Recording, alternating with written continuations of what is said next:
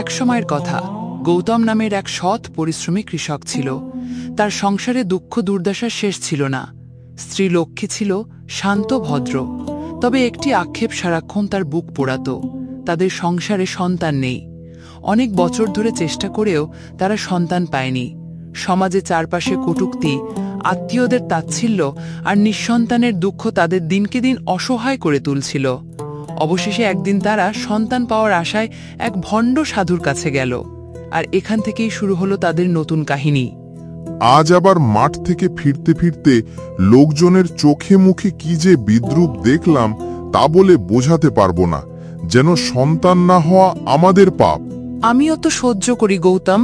গ্রামের মহিলারা প্রতিদিনই আমাকে শুনিয়ে যায় যে লক্ষ্মীর তো কোলে বাচ্চা নেই, সংসার শূন্য। যেন আমি ইচ্ছা করে সন্তান আনি না। আমরা কত ডাক্তার কবিরাজ দেখালাম, কত পূজা অর্চনা করলাম, কিন্তু কিছুতেই ফল মিলল না।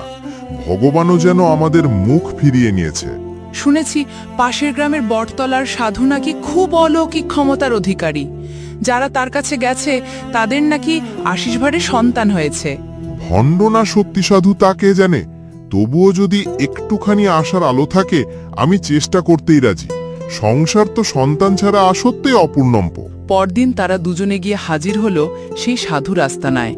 গা ভর্তি জটা, হাতে রুদ্রাক্ষ, চোখ মুখে কৃত্রিম আভা। প্রণাম গুরুদেব, আমরা আপনাকে ভক্তি জানাতে এসেছি। বহু বছর হলো আমাদের সংসারের সন্তান নেই। আমরা কি কখনোই এ সুখ পাবো না? আপনার আশীর্বাদ চাই বাবা। সমাজে মাথা উঁচু করে বাঁচতে পারছি না। আমি সব জানি। তোমরা বহু বছর ধরে দুঃখ ভোগ করছো, তবে সন্তান পাবার জন্য শুধু ভক্তি নয়, কিছু বিশেষ আচার অনুষ্ঠান দরকার।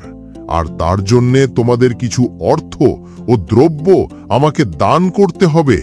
তাহলেই দেবতার কৃপায় তোমাদের সন্তান হবে। আমরা গরিব মানুষ, তেমন অর্থ আমাদের নেই, তবে যতটুকু সম্ভব আমি দেব। শুধু আমাদের কোল ভরুক। চিন্তা করো না, ভগবান আমার মাধ্যমে আশীর্বাদ করবেন। তবে নিয়ম মেনে পূজা করতে হবে। কাল সকালে 1 মণ চাল, 100 টাকা আর কিছু ফল ফলাদি নিয়ে এস। গৌতম, আমার মন কেমন যেন ভয় পাচ্ছে। ওই সাধুর চোখে মুখে আমি কোনো মহাত্মার আভা দেখলাম না। তুমি হয়তো ঠিকই বলছো, তবে লক্ষ্মী, আমরা তো সব জায়গায় ব্যর্থ হয়েছি। যদি এটাই আমাদের শেষ চেষ্টা হয়। ঠিক আছে, তবে সাবধানে থেকো। পরদিন তারা সব আয়োজন নিয়ে আবার গেল।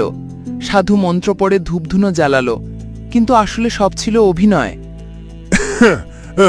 দেবতা খুশি হয়েছেন, তবে কাজ শেষ হয়নি। আরো কিছু দান দক্ষিণা দরকার। আগামী মাসের পূর্ণিমায় বিশেষ যজ্ঞ করতে হবে, নইলে ফল মিলবে না। আরো টাকা। আমাদের ঘরে তো আর কিছু নেই বাবা। তাহলে দেবতার অভিশাপ নেমে আসবে। তোমাদের সংসার আরো শূন্য হয়ে যাবে। দেখেছ, আমি বলেছিলাম এই মানুষটা আসলে আমাদের ঠকাচ্ছে। কিছুদিন পর গ্রামে আরেকজন মানুষ এলেন। তিনি ছিলেন সত্যিকারের সমাজসেবক। নাম রামচন্দ্র মাস্টার। তিনি গ্রামবাসীকে বোঝাতেন ভণ্ড সাধুদের ফাঁদে না পড়তে। গৌতম, আমি শুনেছি তোমরা ওই ভণ্ড সাধুর কাছে যাচ্ছ। ওরা শুধু মানুষের দুঃখেরকে পুঁজি করে অর্থ কামায়। চিকিৎসা আছে ডাক্তারদের কাছে, সন্তান হবে কিনা তা প্রকৃতির হাতে। এইসব ভণ্ডে বিশ্বাস করো না। তবে আমরা কি করব মাস্টার মশাই? সমাজের চোখে তো আমরা অপমানিত হচ্ছি। সন্তান না থাকলেও তোমরা মানুষ হিসেবে কম নাও। তোমাদের সংসার প্রেমে পূর্ণ হোক, এটাই আসল। আর যদি সন্তানই চাও, তাহলে এত এত অনাথ বাচ্চা আশ্রমে আছে, একজনকে দত্তক নাও। ওরা তোমাদের কোলে আলো হয়ে আসবে। দত্তক? এই তো আমি ভাবিনি। তবে কি সত্যি আমরা অন্য কারোর বাচ্চাকে আমাদের সন্তান করে নিতে পারবো? অবশ্যই পারবে। আইনে তাও এই অধিকার তোমাদের আছে। আর এতে একটা অনাথ শিশু ঘর পাবে, মা বাবার স্নেহ পাবে। পঞ্চম অংশ, নতুন জীবনের আলো। কিছুদিন পর গৌতম আর লক্ষ্মী এক আশ্রমে গেল। সেখানে কত অনাথ বাচ্চা খেলছিল। তাদের চোখে মুখে অনিশ্চয়তা, তবু আনন্দের ঝিলিক। গৌতম, ওই ছোট্ট মেয়েটিকে দেখো, কি মায়াবী চোখ, যেন আমারই সন্তান। হ্যাঁ লক্ষ্মী, আমরা ওকেই নেব। আমাদের কোল আজ ভরবে। তারা আইনি নিয়ম মেনে এক মেয়েকে দত্তক নিল। বাড়ি ফেরে লক্ষ্মী মেয়েটিকে বুকে জড়িয়ে কাঁদলেন। এই অশ্রু দুঃখের নয়, আনন্দের।